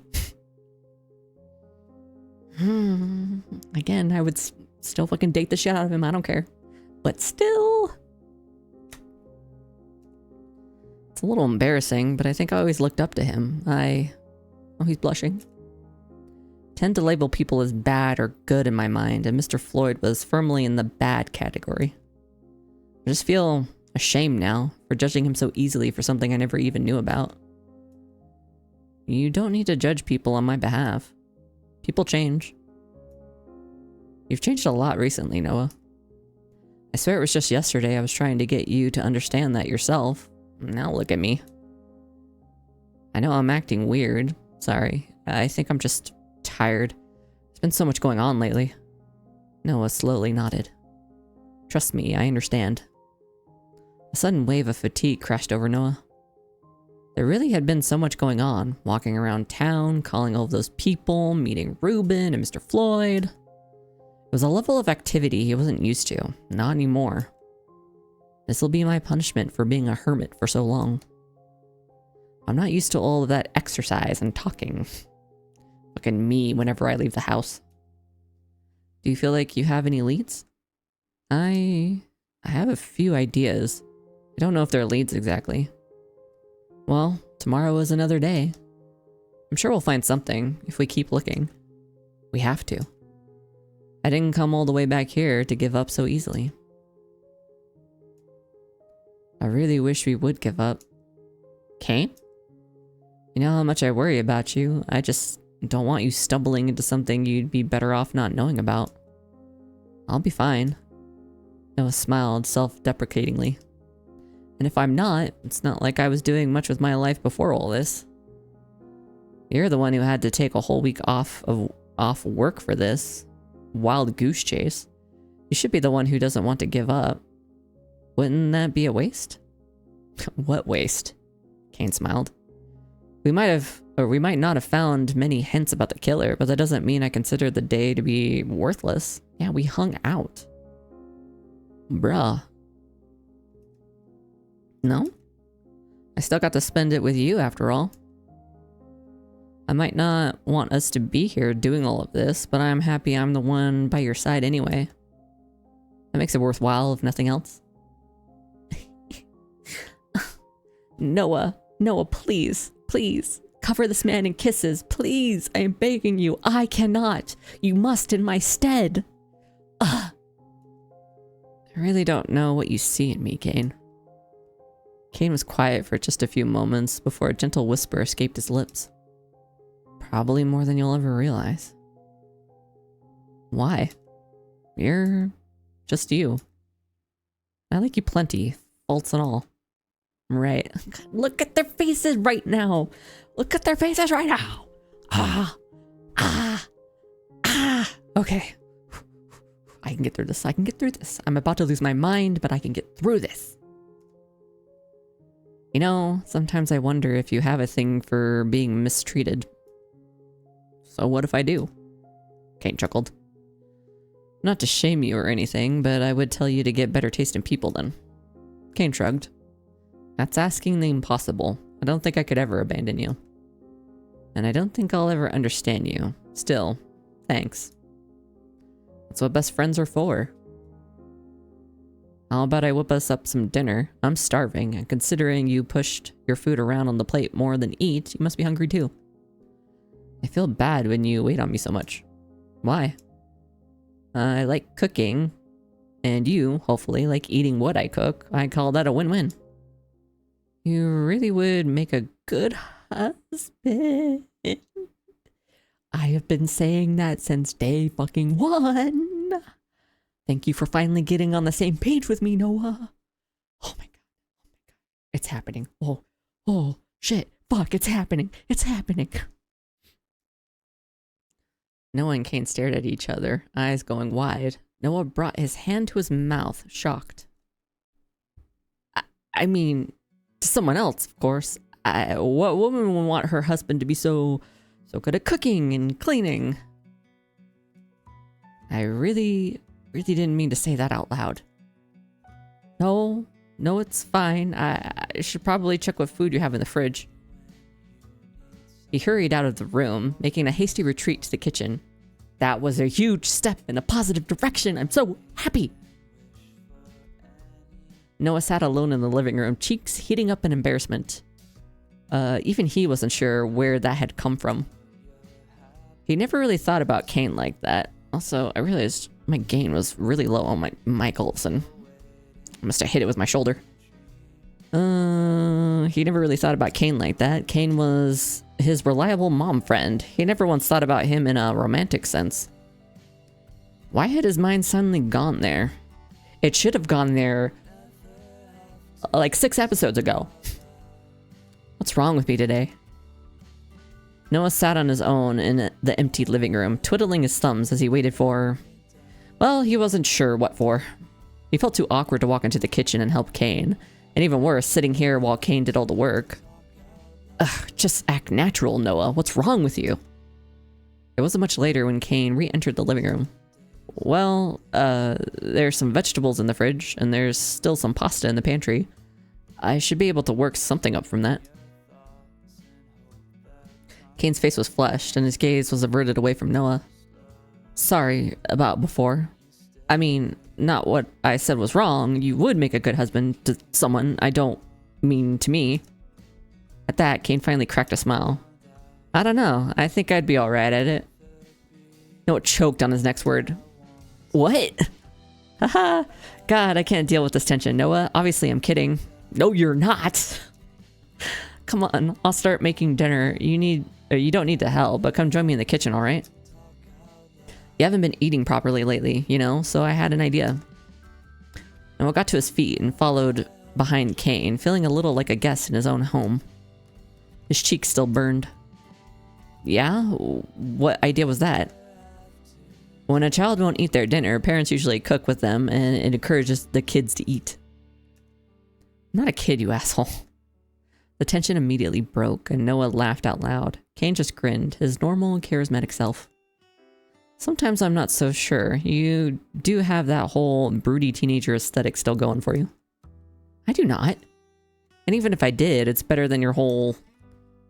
The oven pinged loudly, cutting Noah off. Kaine turned back towards the kitchen. Looks like the entree is ready. How the hell did you manage to get an entree ready in the amount of time you were in the kitchen? Kaine shrugged, still grinning. I'm just that good. Noah put his fork down beside his plate, a content feeling spread throughout his body. He really hadn't eaten properly in a long time. He hadn't realized just how hungry he was. Does it meet your tastes, wifey? Oh my god, Noah nearly spat out the food he was chewing on. He swallowed hard, glaring towards Kaine. Shut up already. Sorry. No, you're not. No, not really. Feeling a little fuller? I'm stuffed. You really are a good cook. I still don't understand why you didn't take up cooking professionally. Ah. Kaine rubbed at the back of his neck, his easygoing smile slipping. Well, after Dad left, it was just my mom and I had to go into something that would make money to support her. She's fine now, but she struggled to keep the house for a while there. Speaking of vanishing, Kaine frowned. He steepled his fingers together, then gave Noah a look, one which was penetrating. Penetrating? This might sound like a non sequitur, but how do you feel about Asher? Asher? We haven't really talked about him, but I presume last night's conversation must be weighing on your mind. How have you been holding up? About the same as usual, I guess. Meaning you aren't doing too well? I always hated him, but... Did you know, after August, the hospital. My parents wouldn't drive me to the hospital to see him, and Asher stole my dad's keys and took me. I hate him, but maybe he has a heart somewhere in there. I don't know. I didn't realize. But don't let him off the hook for his shitty behavior, okay? Yeah. I feel a little envious of Ruben being able to wash his hands of Asher. He's still my brother, though, whether I like it or not. Given the people who have been targeted so far... Kaine's voice trailed off, his expression becoming troubled. What do you mean? Are you saying you think Asher could be next? I'm saying it's a possibility. Did I ever tell Kaine I was in Asher's dream before? I don't think I did. I tried to give him one of those charms Crow gave me, but he wouldn't take it. So I guess he could be targeted still. Who's to say? I don't know who the killer is or what their MO might be. But when I stop to think about it, it does feel weird that they were after your father and your mother, but they left Asher alone. If the killer really is targeting people you know, which they seem to be, it makes sense, doesn't it, that they'd try and finish the job off? Asher's a bit of a loose end. Noah digested this information quietly, his gaze downturned. When he'd seen Asher in that dream, he did have half a thought about it, but he didn't really want to consider what he'd do if Asher died, too. Maybe I need to think about it. Is Kaine trying to prepare me for the worst case scenario? Yeah, I guess he is a loose end. If I could just work out why each person is targeted, then maybe I'd be able to guess who they'd go after next easier. Maybe I would go after him next if I was the killer. It's worth considering. And? Kaine fixed his eyes on Noah, his gaze still downwards.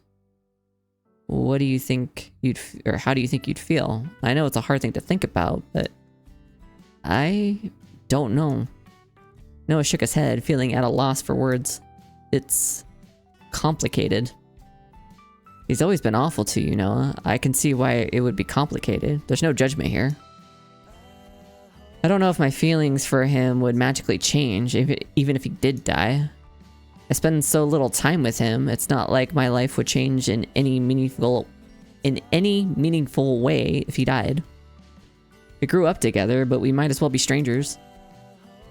Part of me thinks I might be happier, actually, if I never saw him again. Noah looked at Kaine, his brow furrowed. But I still don't think I want him to die. After the way he's treated you, I wouldn't blame you if he did. He's a real asshole, isn't he? Do you even need to ask? Kaine smiled, then yawned. It's been a long day, huh? Tell me about it. Still, like, maybe Kaine is the killer, especially with these questions feel very pointed, like, do I target him next, Noah? You gotta tell me. How do you feel? Oh, yeah. I don't know. As much as I love talking to you, it's probably about time we got some sleep. Tomorrow will be another long day, I'm sure. Noah looked out the window. The moon was high in the sky. It was probably midnight already. Time slips through my fingers these days. I hardly have a proper gauge on when it's night and when it's day anymore. Grief does funny things to you sometimes. Noah stood, stretching out his shoulders with a crack. Being away from his easel for a while was probably doing him good, but he still felt a little achy from all the walking. I'll see you in the morning then. Good night, Noah. Noah found his way upstairs into his old bedroom, and he stared at his bed. For some reason, he felt wrong. Why? He'd slept in this room last night without an issue. It feels wrong to...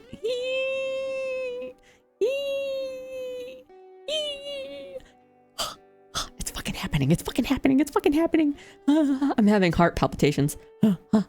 Okay. Chill out. Chill fuck out. Everybody be calm. Be chill. Okay. It feels wrong to leave him down there on the couch when there's a perfectly good bed right here he could use. Next to me. Damn it. It was embarrassing, considering their earlier conversation, but Noah still trotted downstairs again. Hey, Kaine? Back so soon? Don't tell me you missed me. Come upstairs. Did something happen? Yes. Well, no. Fuck me. Why am I so awkward all of a sudden? We've shared a bed before. It's not a big deal. Yes, it is. Because now you got the feelings. You caught the feelings. About damn time. Oh. Make sure I didn't hit my mic again. Because I'm like wiggling. Share my bed with me. Kaine, who had been busy making his bed on the couch, froze. Huh? Come sleep in my bed with me. It's stupid to ruin your back sleeping on the couch when my bed is big enough for the two of us. Well, who am I to turn down such a heartfelt request? I guess you really did miss me. Shut up already. It's not like that. I just feel guilty. Guilty. Is this guilt I feel? Nope. Nope. It's the gay feelings. It's the gay feelings. A sleepover it is then. Noah beckoned Kaine along after him, making their way back upstairs. They both fidgeted slightly as they stared towards the bed, unsure of who should make the first move.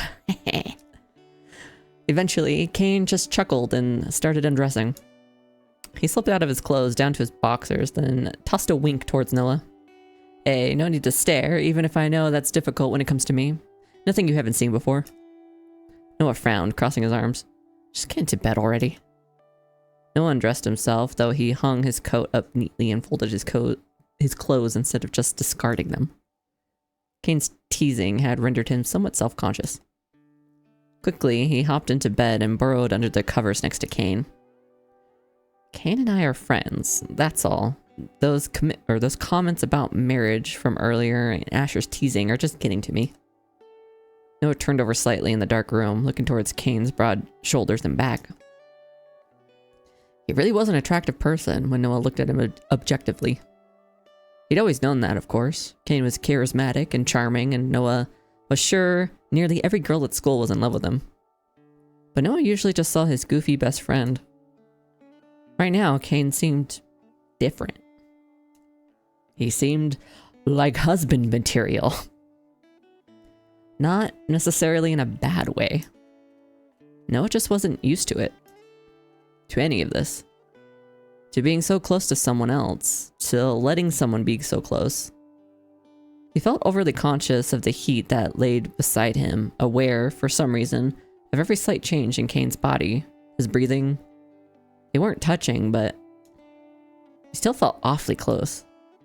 We've done this plenty of times, but it feels so different right now. He feels like a man. A man who is my best friend, but a man nonetheless. The situation feels far more intimate than I'd planned for. Nervously, Noah continued to shift his weight under the sheets. I couldn't possibly think of him as something other than a friend, could I? Noah's cheeks grew warm, his heart rate sped up, but he didn't know why. It's the gay! Could I? Kaine? Kaine turned over in bed, moonlight from the window casting shadows over his face. His expression looked searching, almost shy. Is something up? No, Noah swallowed hard. Can I come closer to you? Huh? Poor Kaine, he's just like, wait, are all my dreams coming true? What is happening? Kaine blinked. A smile cracked the serious look on his face. Are you feeling cold or something? No. But I want to be a little closer. Kaine stared. A silence settled upon them. Not an uncomfortable one, but charged. Kaine looked at Noah, and Noah, too, looked at Kaine. Well, of course, it's no big deal between the two of us, right? Oh god, when he gets that look on his face. Right. Noah shuffled closer, feeling the bed shift as Kaine did the same. It wasn't like they hadn't hugged before. They were best friends, for goodness sake, and Kaine was an affectionate person. But when Noah lowered his head to rest against Kaine's chest, they both froze. And the fact that like Noah's making the leaps and bounds towards that like physical intimacy. My heart is about to fucking burst. It was warm. Kaine was warm. This was obvious, yet not. Everybody was warm. It was a human trait. But there was something special about the warmth that emanated from Kaine. Noah found himself drawn towards it, like a moth to a flame. Is this weird? No, not really. Okay. Noah paused for just a few moments, his thoughts rushing by him a mile a minute. I can hear his heartbeat. Then finally, he draped an arm over Kaine's side. The other boy still didn't seem to be pushing him away, so Noah settled in, awkwardly closing his eyes. Warmth was not something Noah was particularly familiar with. He normally kept to himself. He spent a lot of his time alone, focusing on his art and his grief. But now, pressed up against Kaine, the two of them tangled together in Noah's own bed. I think I could get used to this. Yeah, boy, you could. Kaine was a little hesitant still, as if not entirely certain of what was happening. But a moment or so later, he wrapped his arm around Noah in turn, pulling him a little closer. Noah did fall asleep in the end, a little warm, almost painfully warm, but content. Noah's sleep was not very rest-filled, however, largely because he wasn't given the chance to rest at all. God damn it! God damn it! Did he fall into a dream? He knew what was happening, yep. He knew what was happening the moment his body seemed to sink through the mattress, through the floor, and through the fabric of reality. Goddamn supernatural dream powers ruining our gay moments, huh? His hair fluttered in the wind, and his eyes snapped open. Oh, here we go. He waited instinctively to scream, but he knew there was no point. It was unlikely that anybody would be able to hear him. Not here, not in this abyss between dreams. I will actually save it right here. Was it escape? Yeah. And this, overwrite, yes. Because I don't want to undo the vibes that we just experienced. We can start off the next episode like that. But oof, oh my god, that was like, I've been waiting for shit like that to happen since we started. Oh goodness, I'm so happy right now. We're gonna jump over to just chatting now. Okay. Oh, alrighty. Well, we got through the demo of Caged Roses, which even reads like a Victorian novel. It's a bit bloated as far as like the writing goes, just a little bit. And I saw a lot of reviews like that, but the writer themselves was like, I got this, I'm like writing this with the inspiration of like the Victorian novels and like the like classic works. So it matches the theme, so I'm not like too particular about it. I'm excited to see where that goes though. It's not gonna be released until next year in the full thing, but the demo was pretty good. The artwork is fucking gorgeous, and I cannot wait to see like the romance really bloom, like enemies to lovers sort of situation. That's so good. And then my sweet housemate, which again, weird that it doesn't have a category on Twitch at all, but that was just cute. Despite the fact that there was cannibalism, it was cute. It was cute. I'm glad my first ending was a wedding ending. You just have to be unhinged. You want to romance the cannibal? You want to be the Will Graham to your Hannibal Lecter? Then you just got to be unhinged. I mean, follow the path of Will Graham. He too went unhinged, and they became murder husbands. That's just how it be. And then speaking of husbands, we finally got Noah to fucking admit what we've been saying all along, that Kaine is husband material. Thanks, fam. We've been new. We've been fucking new. Oh, I'm just so glad that he said it. And then again, Noah being the one to like instigate this physical intimacy after how many times, you know, Kaine's been the one to really like keep himself in Noah's life, just like keeping Noah a part of his life like by a fucking thread. And now he be knitting a whole fucking scarf. Oh god, it's so good. It's so good. There's only like one more choice left before we get the good ending with Kaine. So I'm thinking maybe next week we just dedicate a day to Dreambound until we finish it, because we got through 2 other choices in just this one episode. So I'm thinking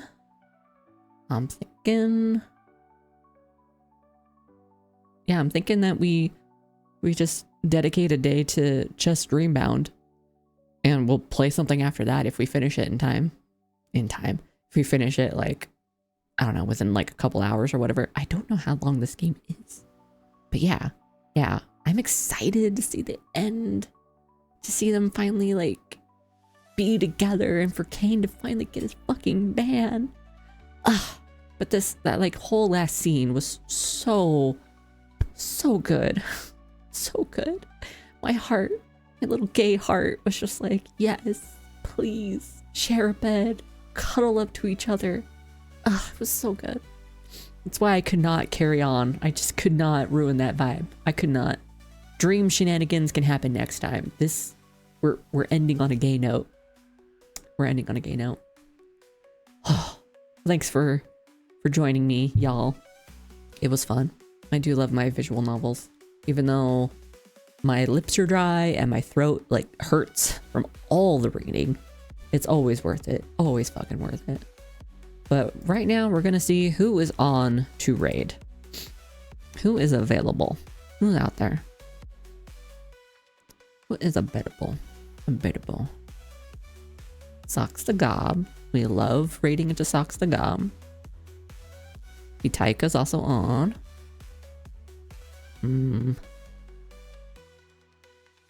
Era Pepper?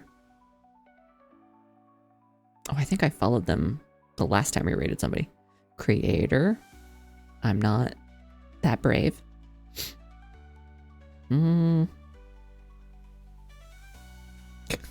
Porcelain Maid?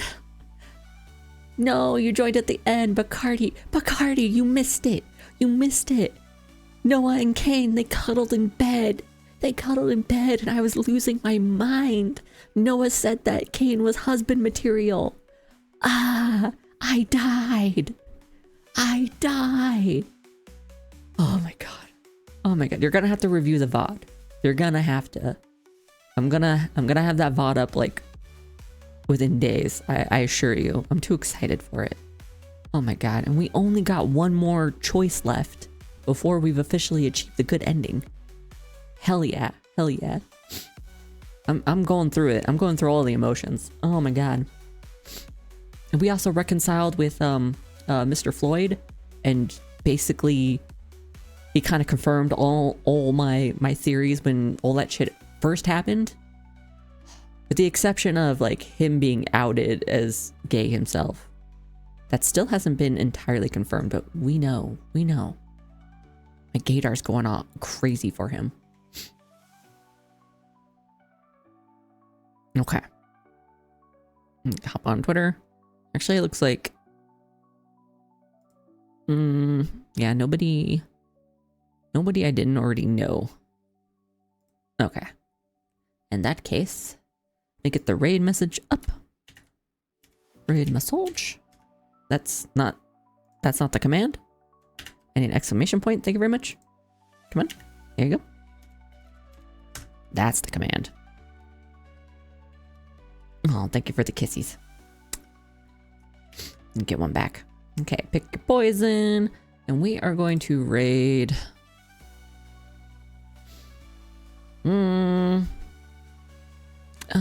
Actually, hold on. Let me check categories real quick. Oh, my nose is drippy. Anybody doing Dreambound? Oh, I'm the only bastard being gay at 1:30 in the morning. Anybody doing can't look for My Sweet Housemate since apparently it does have a category. Cage of Roses? I highly doubt it.